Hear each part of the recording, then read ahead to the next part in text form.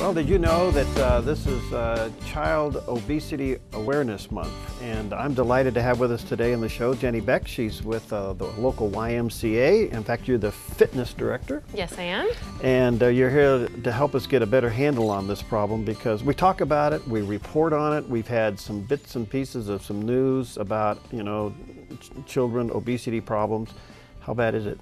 It's pretty bad. It's pretty sad. The statistics are getting worse, not better. About 1/3 of our nation's youth are now considered overweight or obese, and 2/3 of the adults in this country are now overweight or obese. Whoa. So that's a big group of people. Number one culprit? Food? Food, yes. Unhealthy diets and lack of activity. Inactivity is a big part of the problem as well. Wow. So what are you doing down at the Y to help with this? Well, we're doing a lot. We have a lot of programs focused on youth. We have a fabulous homeschool PE program that we're really proud of for homeschooling families. The program focuses on getting active. They play lots of different sports. They learn the basics to many different sports. We also work on the presidential fitness testing throughout the year, and just a great group of coaches. But in addition to that, we have a lot of different programs: rock climbing, swimming, swim lessons, swim club. We have a gymnastics program. We have programs for the younger kids, tumble tots and music and movement.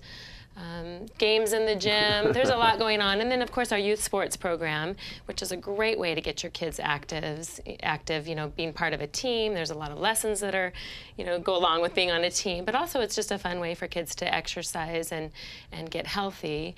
And then we also have lots of different fitness classes that are open to youth and adults. And of course, you can just go on down and play basketball in our gym and work out in the fitness center. Yeah. So we have nutrition classes as well for adults and children, because that's a big part of the problem.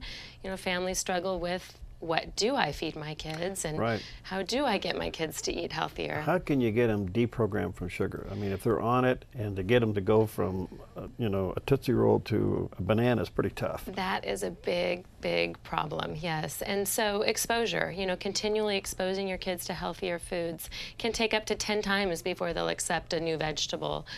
There's a really simple philosophy that the Y has adopted. It's called 52-10, and each number stands for a different thing. The 5 stands for try to get 5 servings of fresh produce a day. This is for your children and yourself too. Yeah. 2 stands for no more than 2 hours of screen time. So screen would be video games, TV viewing, computer use, which is also a big part of the problem. Huge.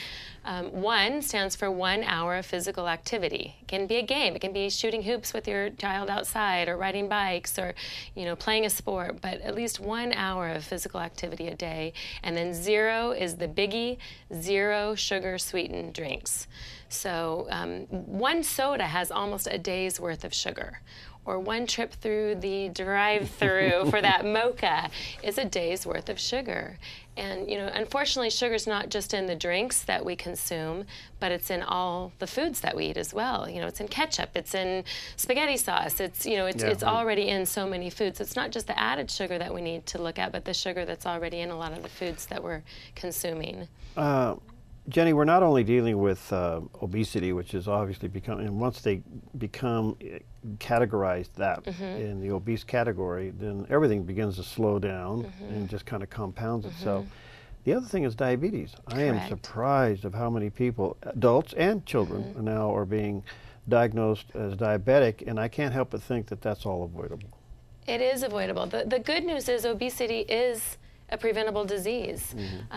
Obese children and adults live in environments, well, they're predisposed, so there is a predisposition to it, but these individuals live in environments that promote unhealthy food choices and lack of activity. So if you can change that environment, you can change the obesity epidemic, and it's not that difficult.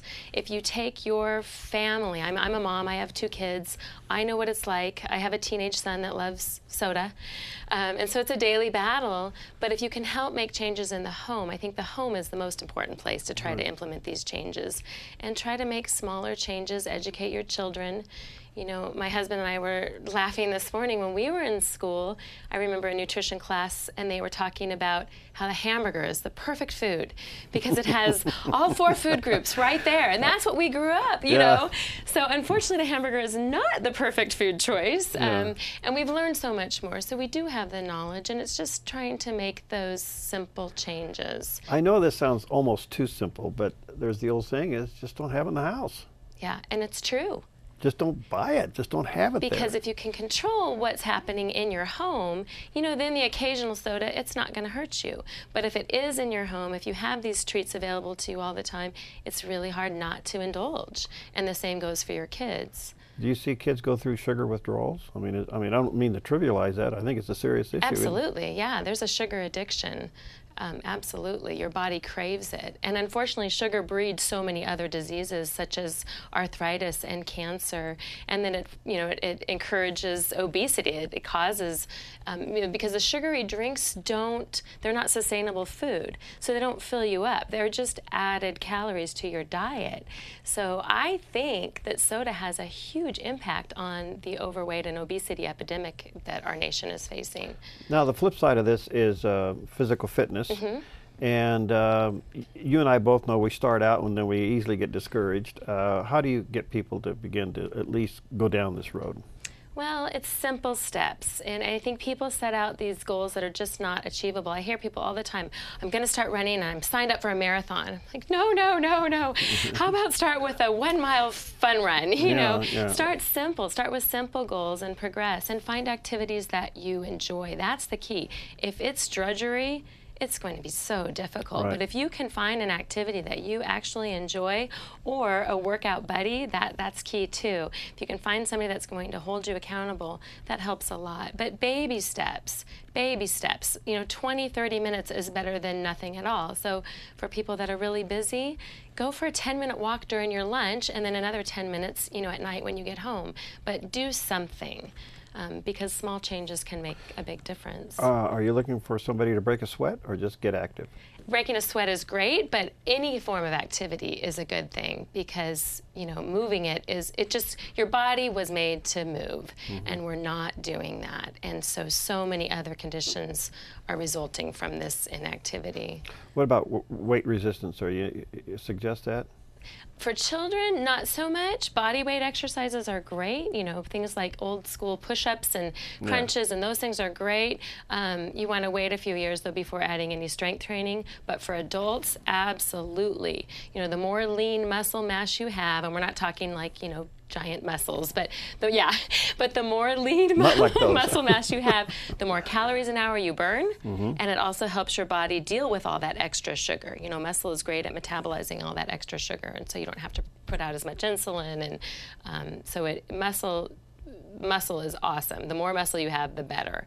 And it will help you keep a healthier metabolism longer in life. Well, I really am surprised of how many young people are dealing with obesity and dealing with diabetes at such a young age. It seems to be so almost epidemic. It is an epidemic, yes, it absolutely is. In fact, this is the first generation of kids that will likely live less years than their parents or grandparents.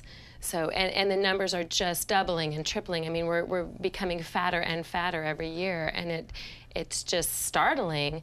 And the healthcare cost, you know, $160 billion were spent last year on medical costs related to obesity. So those are diseases like diabetes and heart disease, cancers that are caused by diabetes. So there's so many diseases that are a direct result of our lack of activity and poor diet choices. I also want to say to our viewers and listeners, you folks at the Y, you provide all of these services, and it's right here in our own backyard. There's really no excuse. I mean, they're there to help you. You can go down there, sign up for these things, get involved, get into a class. I have found that when you're going to make a lifestyle change, you do need like a mentor or a coach alongside of you. If not, you can fall off pretty easy. Right, absolutely. And so we offer all of our members an orientation with a fitness staff member to help them orient themselves to the YMCA, because it can be intimidating to walk into a weight room and I don't know where to start. And so we help them with that. And then we also offer personal training at a really low rate. We have financial assistance for any and all of our programs because we don't want that to be an obstacle. You know, every year we raise, well, last year we raised almost $200,000 that we've given away in scholarships through fundraising and then grants to help people, children, do sports and swim lessons, and adults exercise at the YMCA. So that's a big part of what we do. So financial reasons should never be a reason to not work out. We're here to help, and we want to help. The Y has also taken over the Pear Blossom runs. Yes, we have. And how'd that turn out for you this year? Great. It was fabulous, yes. So we've been, I've been the race director for the Mayor's Cup for the last 6 years, and that's the fun run, the 1 and the 2 mile, which is great, and there's a school competition, and it's just so fun. Just being a part of that. But this year we took on, I call them the big daddies, the real legit runs, the 10 mile and the 5K. And so it's just a great, it's the Rogue Valley's biggest athletic event. It's really fun to be a part of it. And we're just thrilled that we were given that opportunity. Well, Jeni, you're a delight. Thank you for what you do. And let me encourage you to check it out at the Y. It's right there on West 6th Street in Medford. Yes. And all of the programs, all the facilities, all the equipment to make a lifestyle change is right there for you. And check out Jeni and her team and get signed up today and get on the racetrack. Yes, and I would like to mention that October is National Healthy Families Month, and so the YMCAs are offering a free program for all new members to help them get healthy, get started, and that would be at the Grants Pass, Ashland, and the Rogue Valley Family YMCA in Medford. Very good. Thanks, Jeni. Thank you. Okay.